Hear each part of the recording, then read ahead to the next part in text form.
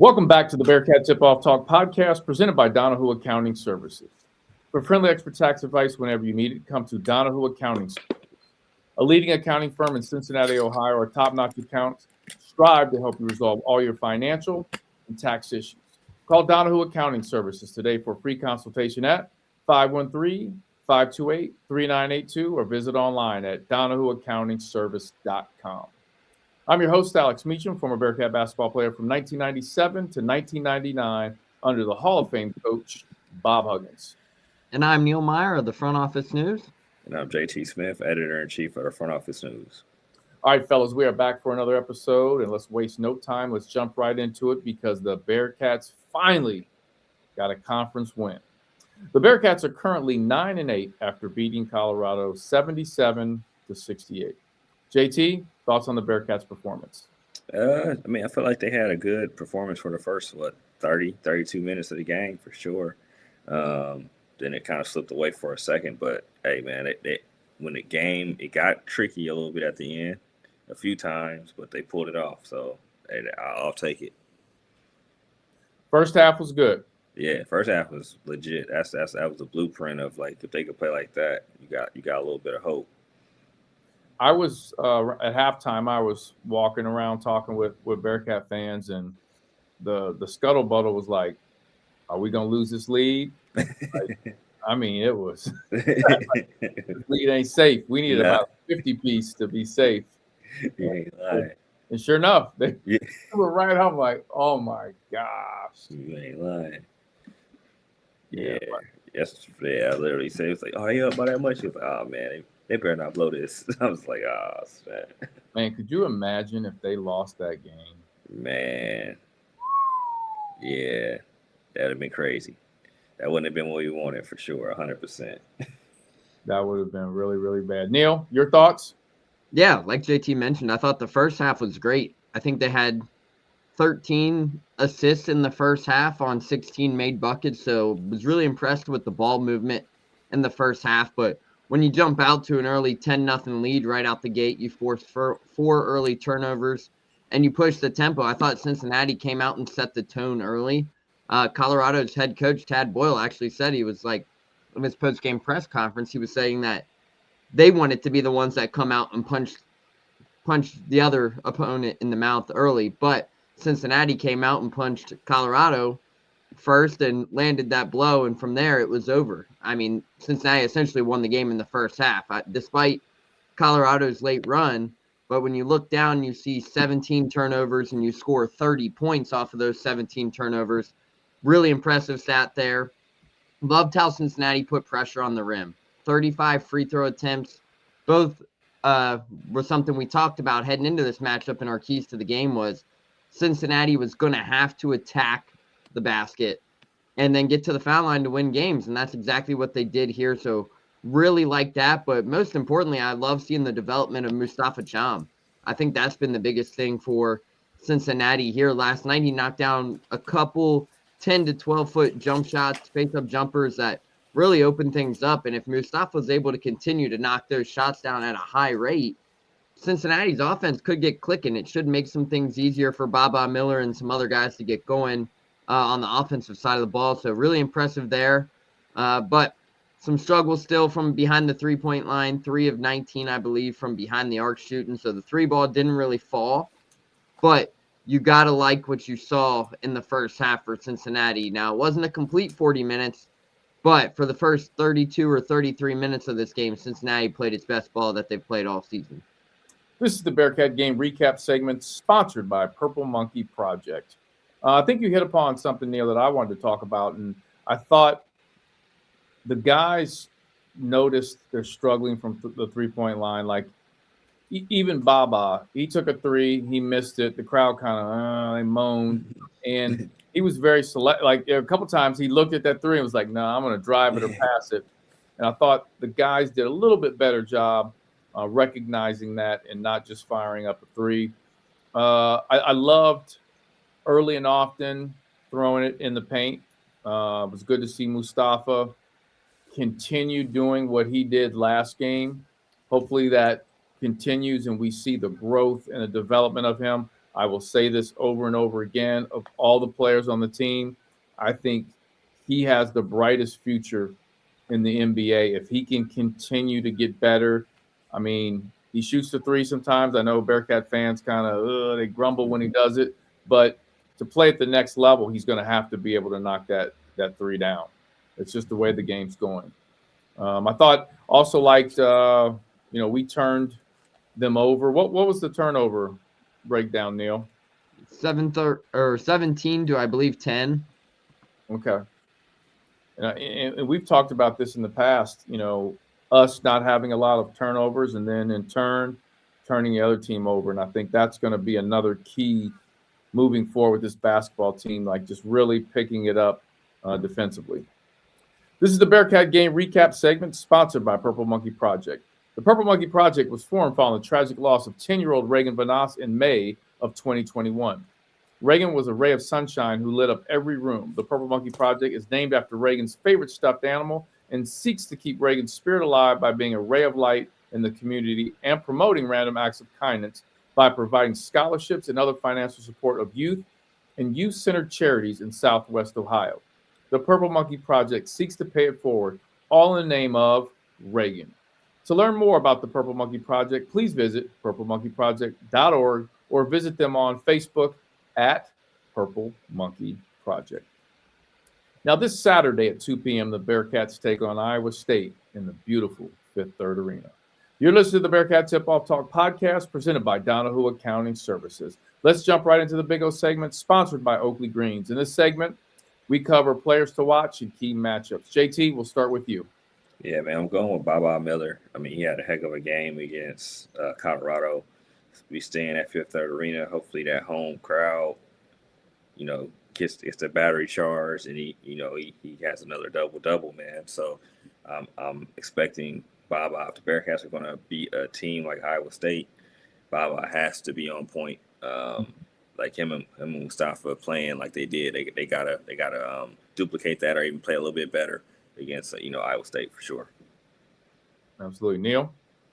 Yeah, so my player to watch for this matchup from Iowa State is I'm gonna go with 6'8" forward Milan Momcilovic. Obviously, one of the best shooters in all of college basketball when you look at just about every statistical measure, and he's been a guy who's been able to knock down the three ball in his first 2 years at Iowa State, but what he's doing right now is incredible. I've never seen a guy shoot 55% from three on almost 120 attempts halfway through the season. So this is the guy who can come in and he can knock down some big time shots for Iowa State. So, but for Cincinnati, I don't like this matchup as of right now, especially after Kansas beat Iowa State, gave them their first loss, a 20-point loss. Yeah.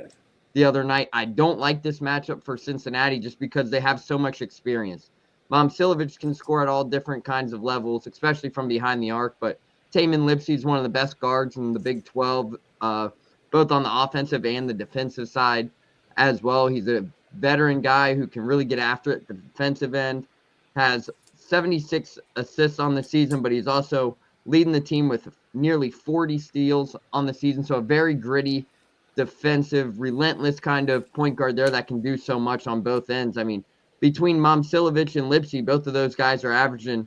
Momcilovic is averaging 17 points, Lipsey's averaging 14, and then Josh Jefferson as well is averaging close to 18 as well. So this is a team that can score in volumes, but it's going to start with Milan Momcilovic. If Cincinnati can kind of take him out the equation, things could be playing well into their favor, and that's where a Baba Miller, like JT mentioned, could come into this because he's probably going to be the guy that draws that kind of assignment just due to his versatility of guard in that 1 through 5 position.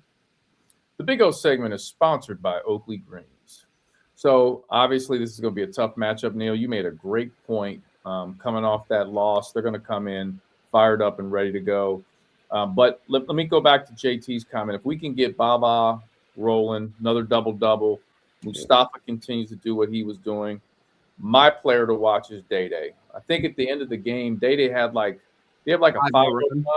Was it a 5-0 run? Yeah. So, I mean, that essentially helped push us over top. So if we can get Day-Day to continue to, pick up his leadership, play at a high level, and I always say, at the Big 12 level or any strong conference, if you can get 3 guys playing at a high level on your team, you're probably going to have some success.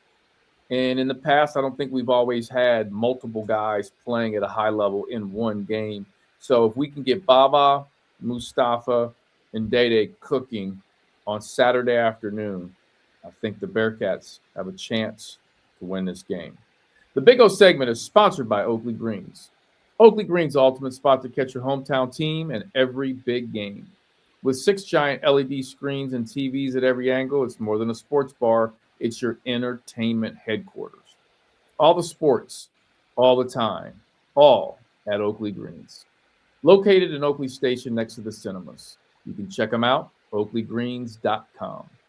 You're listening to the Bearcat Tip-Off Talk podcast presented by Donahue Accounting Services. Ladies and gentlemen, it's time to get into the most famous segment in the world. The world, Craig. Neil, you know what that's from? The world. No, I do not. Like security of the world, Craig. Top flight. Give me got a whistle. No. You don't get a gun, you get a whistle. Holy moly, donut shop. Holy moly. Say it with me. Holy moly. All right. Anyway, Neil's just like, I'm going to go look up these stats. All right. Yeah. The name game with Neil Meyer. We're going to take a look at the opposing team, Iowa State. We're going to go through their roster, look at some of the names. Sometimes they're crazy. Sometimes they're just unique. But we have Neil try to pronounce the names. It is time for the name game with Neil Meyer. Hey. I said I would keep the dancing and I would bring it back once they won. So we finally got that victory. The dancing's back, folks. So you brought it back. And what would you call that dance move you just did? Not a good one. I would agree with that. All right, let's not a good one. Let's jump right into Iowa State.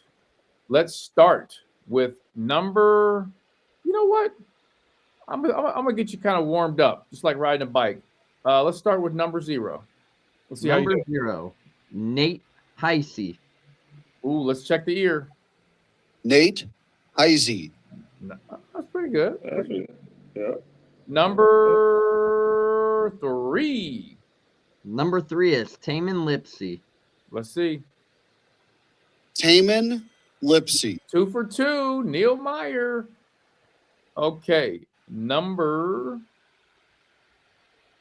Where is it? 21. Number 21 is Dominikas Pleta.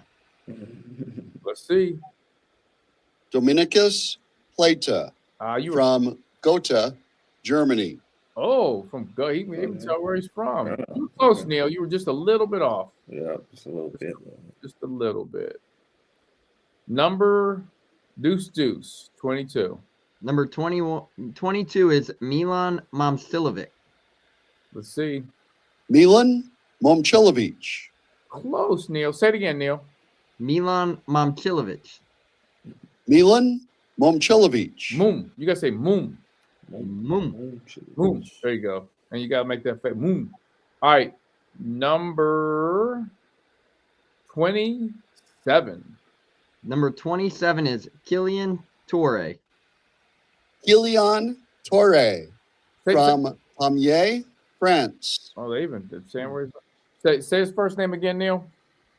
Kylian Torre. Let's hear it again.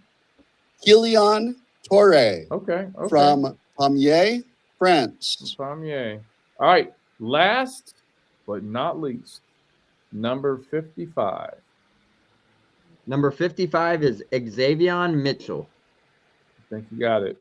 Xavier Mitchell. Bing, bing, bing, bing, bing, bing, bing, bing, bing. Neil Meyer. You were pretty good tonight, Neil. I feel like that was one of the easier ones. That was. I should have went and found one of those West Coast teams. Also, this roster has been around and together for the last 3 seasons, I feel like. That's true. Yeah, they have been pretty consistent, it seems. Yeah. I'm gonna find some team that'll be a little tougher next time for you, Neil. I'll find like North Central Bakersfield, California Technical College. Yeah. Yep. That was the name game with Neil Meyer. Now let's jump into the Kenyon segment. This is where we cover keys to the game. JT. Hey, take some good shots, man. They only shot 19 threes, against Colorado, which is good.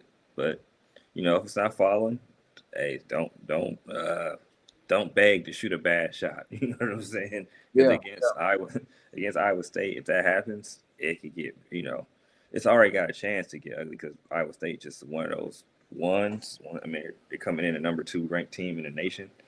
And so hopefully the Bearcats are fired up and can lock them down. But don't shoot bad shots because if they are playing good, say the Bearcats keep them down, it's 20-15.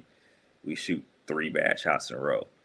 That's how that 5-point lead turns into a 3-point deficit fast. You know what I mean? Like they have to take care of, value their quality of shots. I mean, you're not going to make every shot, of course, but we can't just be doing, taking step back threes and not trying to penetrate Pauls and then not, you know what I mean? Then shoot threes, you know what I mean? Like you got to touch the paint a little bit, try to touch the paint, just, screen off the ball a little bit, just do some things and get some easy shots. So, no bad shots, man, because if they shoot bad shots, it don't matter if they're doing good on the boards or not. Shooting bad shots, man, could turn into a double-digit deficit fast.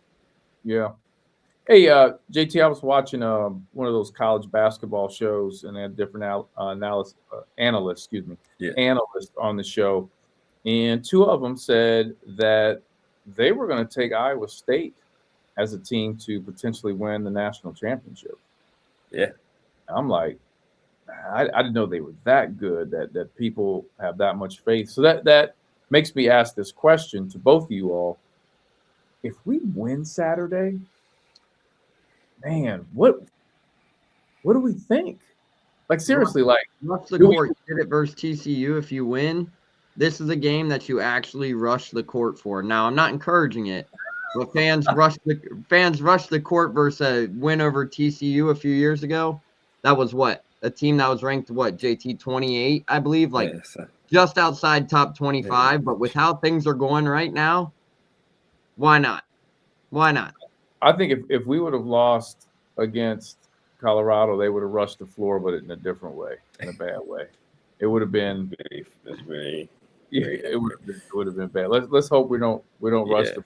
But I mean, JT, like, I think if we win Saturday, let's just say we play out of our mind and we need to play out of our mind and win that game. I mean, what do you think? Are you like, okay, there is hope, or is it just like it was a fluke? Nah, you got to think it's hope, but the thing is, you can't. That hope has to stay. The thing is, they don't get an easy game after that, so they got to just stay the course. So it's like you win, you're 2-3. Don't look about. You made your mistakes early, and you just got to be like, hey, you could pull off 2 upsets in a row. Then that footing gets a little bit more steady. But it's not gonna be easy. But like you said, if they pull off that, they get a win. Man, it makes you feel a little bit, gives you a little bit more optimism going into the Arizona game. Not trying to jump the gun, but because it's Murderer's Row the next when they play them on Wednesday or they play them on Tuesday. I don't got it in front of me. When they play Zona? Yep. They play Arizona on. Let me pull it up real quick. It's right in front of me. On Wednesday. So Wednesday. Within 5 days, you're playing, the 2 top teams in the nation. You know what I'm saying? But if you do beat, Iowa State at home, it gives everybody a little bit more pep in their step. That's for sure. But it still doesn't get easier. You got to still keep the grind that you had to beat Iowa State. You got to keep that same mentality going in against Arizona. Neil, keys to the game? Yeah, I would like for Cincinnati to get downhill and attack the rim. It was great to see them kind of pass up those three-pointers on Wednesday night to kind of get downhill and get to the rim. I would love to see that again. But I'll also throw a twist into it, too. For Cincinnati to win this game, they're going to need to win the battle of the glass. Mustafa Cham, Baba Miller, those 2 guys are going to have to combine for 20 to 24 rebounds between the 2 of them for Cincinnati to win this game, because that's how good Iowa State is. I mean, TJ Otzelberger presents a very physical, tough, gritty kind of team. And coming off a 21-point loss to Kansas the other night where Kansas just beat the brakes off of them, they're going to come in here motivated. So for Cincinnati, I would love to see Mustafa Cham and Baba Miller crash the boards, as well as Cincinnati playing with some tempo, getting downhill and trying to get to the free throw line. If you can get them in some foul trouble, that'll be crucial for Cincinnati. You know, one guy that I love going to the basket, and sometimes it's almost a roller coaster ride, and that is Buck Harris. You know, he's always trying to get to the bucket, either finish or get to the free throw line. Now, he hasn't done the greatest job of always finishing, but it's kind of a roller coaster sometimes. I know at the game against Colorado, Buck's taken off the court, down the court a couple times, and he's going to the basket, and I'm like, oh, like, the Beast at Kings Island when you get ready to go to that tunnel. Yeah. Oh shit, that tunnel's a motherfucker, boy. It is. Yeah, so man, Buck's like going through that tunnel. So he's definitely, but I love his aggressiveness and going to the basket. So yeah, for sure. My key to the game is I would like to see this basketball team become more disciplined on both ends of the court. Shot selection at times, defensively. You know, I mean, Buck Harris, who I'm on record, so my criticism that I'm going to have for Buck now, but I also want to put that he's one of my favorite players to watch on the ball defense. I think he's excellent. But off the ball defense, he's a very undisciplined. Very undisciplined. Watch him off the ball. He gets lost. And sometimes that's a function of maybe where you played before, maybe different defensive styles, but he does get lost. I mean, what was it the game? What was the game UCF? He's playing good on the ball defense and then on the ball, and then he loses his guy. His guy's the one that hit that floater. But just that off the ball defense is strong. So that's back to the discipline piece. And I think getting all these players to play with more discipline on both ends of the courts. And there's some guys that are and there's some guys that aren't. But collectively, to win games and close games, you have to be more disciplined. And that starts in practice. And these guys have to continue to do that in practice and be held accountable. I'm going to practice tomorrow to go watch the guys and see how the morale is. And hopefully these guys are ready to come out. And, man, it's a big hill to climb, but beat Iowa State. You're listening to the Bearcat Tip-Off Talk podcast presented by Donahue Accounting Services. Let's jump into the Twyman segment. This is where we cover hot topics. All right, fellas, here's what we're going to do. We're going to look at, I'm pulling up the schedule right now, so I need all of you guys to pull up the Bearcat schedule. Okay, we want to look at the remaining games. So first, I want you to tell me how many of the remaining games do you think this Bearcat team can realistically win? And then we're going to go game by game. JT? Okay, let's see. I'm going to go 6. 6. Neil? I'm going to go 5. Neil, I'm going to agree with you. I like the way JT's thinking, but I'm going to go 5. So let's go game by game. All right.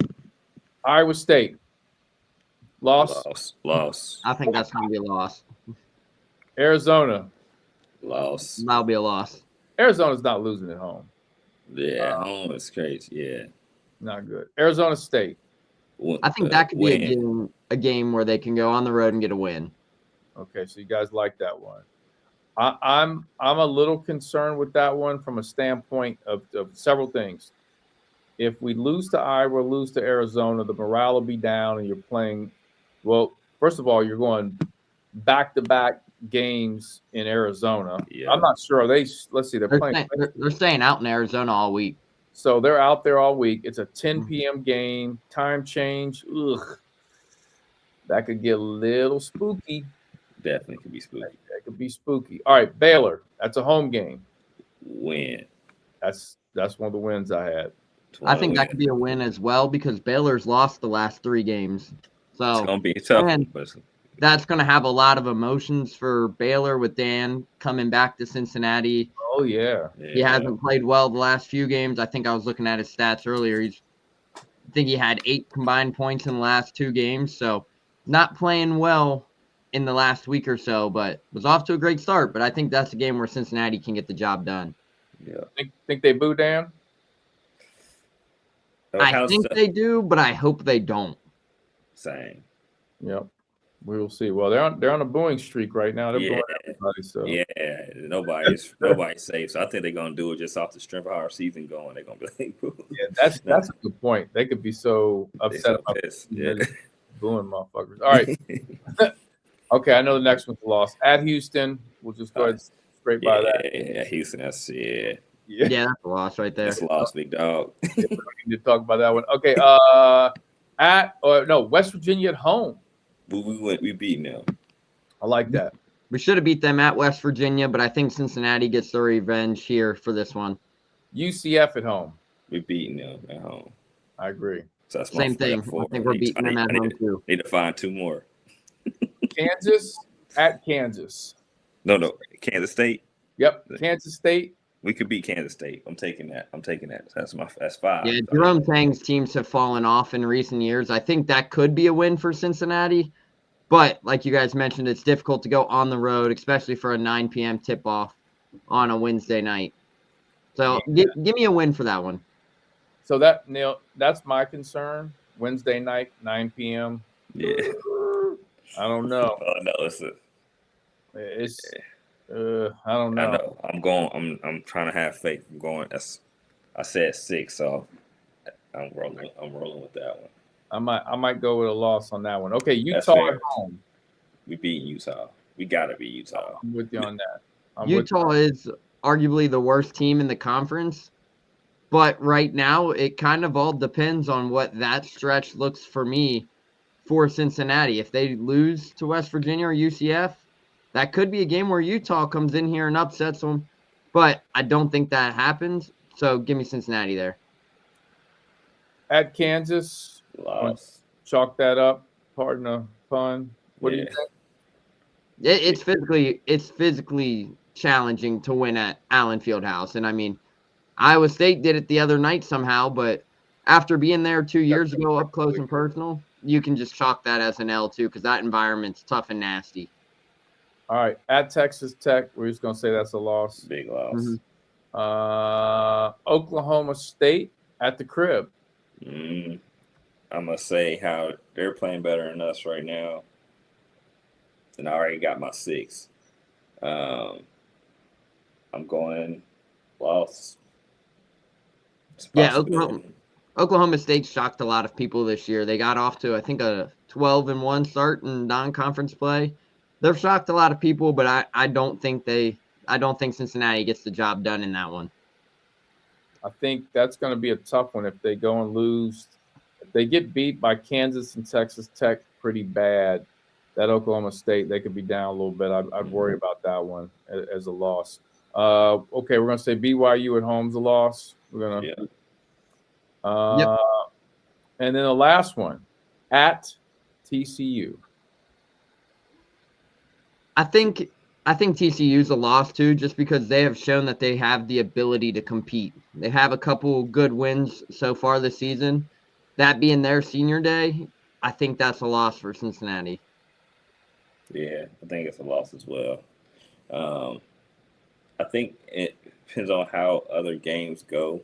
There's a possibility they can squeak out another 8. I mean, like 8-ish, but I don't know, man. I'm being generous on the 6, but yeah, it's a possibility. It depends on if they can win some games they're not supposed to. Then I think it changes. This might be something we got to come back to in a couple weeks. Okay. Okay. I agree with that. Yeah. Well, right now, yeah. I mean, I literally have them losing 5, losing out, like the football team did. So I kind of feel it's kind of rough. All right, but it's the Big 12. It's the Big 12, and that's what I was going to end on and say is we could easily lose every single game. You know what I'm saying? I mean, if you told me that happened, I'd be like, well, I might see that. So Yeah. I'm hoping, man, some things turn around. I mean, I really do. It's just getting tougher and tougher, but I'm going to still support Wes. Still going to support this team, as I know you guys will. 100%. We want this team to do well. Hey, before we jump off, and I know it's a shorter version of our podcast. Neil has to be up at 4:30 a.m. or 5:30. What time you got to be up? 4:30. You go, oof. Ooh, them cats gonna wake you. All right. Did you listen to any Bobby Brown yet, Neil? I have not. See, Not today, at least. See, JT be bullshitting because Yeah, you do, man. You do. he always, I told you last night I was going to. you just capping, bro. Yeah. Always capping. You always Capping. go, I need to check Yeah. this out. Yeah. I'm gonna go look at these stats quick though. Yeah. Yeah. No, shout out to Mrs. Bleak though. He retweeted our clip. Shout out Memphis Bleak. Shout out Memphis Bleak. But how about in the clip? Neil's like, nope, don't know who. I was about to comment under it, and the one he reposted and be like, "Hey Memphis, I apologize for not knowing who you are." Disrespecting the legend. Memphis Nope. Bleak, man. You know what, Neil? Hold on. Let me see. I'm gonna find Bobby Brown. Let's see. You hear this? I can hear it. See them dance moves, Neil. I know. I can't do it right now. Can't do it. Can't do it. Neil's gonna be like, Neil, this song's called "Every Little Step." You ready? Listen to telephone. Can't believe it.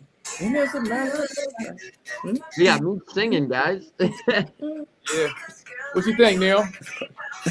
I could get to it. You're capping, man.